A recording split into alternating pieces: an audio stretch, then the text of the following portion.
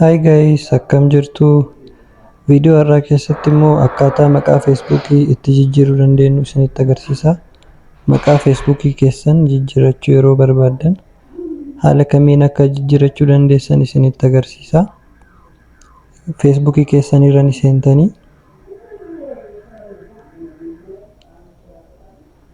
Feesbuukii keessan irra eega seentan booda gara jalqabaa kana irratti iddoon mallattoo sarara sadiitu ni jirti. Isii tan irratti yeroo tokko kilik ni gootanii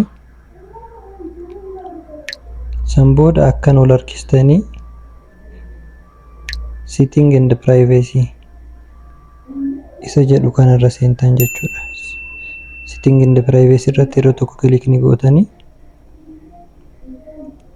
sana booda ammas setting isa jedhu irra seentan ishee tan irra jechuudha.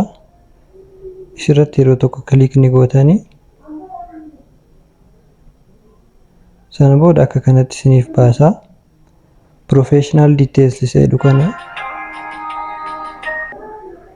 professional details jedhu kana irra ni seentanii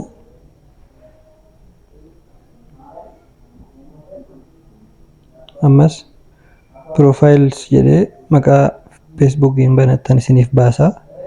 Isuma irratti kilik gootan ammas isuma kana irratti kilik ni gootanii ammallee akka kanatti isiniif baasa. Ammallee maqaa keessan irratti kilik gootan jechuudha. San booda akka kanatti fuula kana isiniif baasa.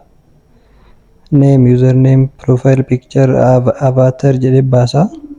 Amma maqaa jijjiiruuf deemna waan ta'eef isuma jalqaba jiru kana name isa jedhu kana irratti kilik goona jechuudha. Sana booda akka kanatti fuula kana isiniif baasa. Asirratti first name, middle, last name jedhee baasa. Isa kana eega jijjiirtan booda ka jalqaba irra jiru irraa haxanii jechuudha. Maqaa jijjiirachuu barbaaddan itti galchitanii eega xumurtan booda gara jalaa kana review change isa jedhu kana irratti kilik yeroo gootan isiniif jijjiiramaa jechuudha.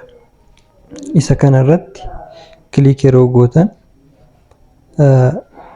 ni jijjiira jechuudha. Maqaa jalqaba irra jiru irraa haxanii ka biraatti galchitanii review change yeroo jettaniin maqaan Feesbuukii keessanii ni jijjiiramaa jechuudha. Irra deebitanii lammatallee yeroo jijjiirachuu barbaaddan yeroo biraa jechuudha.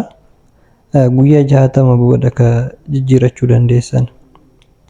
Amma yeroo jijjiirtan guyyaa 60 booda immoo maqaa biraa jijjiirachuu ni dandeessan jechuudha.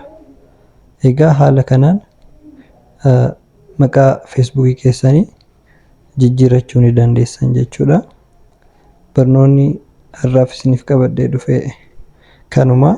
Hanga barnootatti aanu walitti deebinutti nagaan turaa. Turtii gaarii isiniif haa ta'u.